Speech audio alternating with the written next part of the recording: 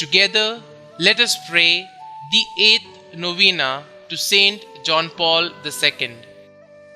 In the name of the Father, and of the Son, and of the Holy Spirit. Amen. Opening Prayer. O Blessed Trinity, we thank you for having graced the Church with Saint John Paul II and for allowing the tenderness of your fatherly care, the glory of the cross of Christ, and the splendor of the Spirit of love to shine through him. The 8th day.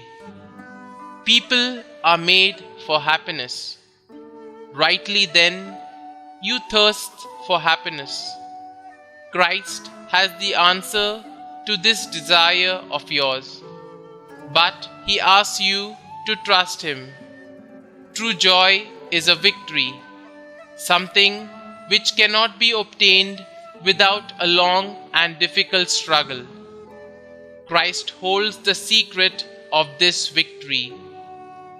Dear Saint John Paul II, once again, you in simple words tell us that God is a victorious Savior.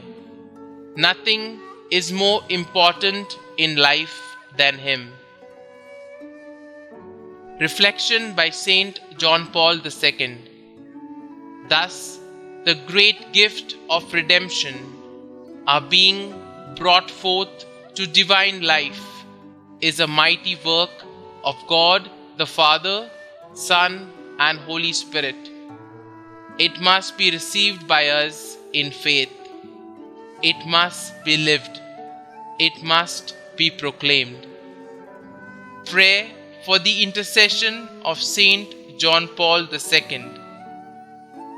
O Blessed Trinity, we thank you for having graced the Church with Saint John Paul II and for allowing the tenderness of your fatherly care, the glory of the cross of Christ, and the splendor of the Spirit of love to shine through him. Trusting fully in your infinite mercy and in the maternal intercession of Mary, he has given us a living image of Jesus the Good Shepherd. He has shown us that holiness is the necessary measure of ordinary Christian life and is the way of achieving eternal communion with you. Grant us, by his intercession and according to your will, the graces we implore through Christ our Lord. Amen. A prayer composed by Saint John Paul II.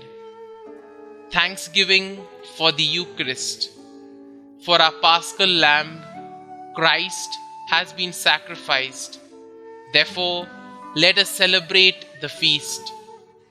O Christ the Savior, we give you thanks for your redeeming sacrifice, the only hope of men.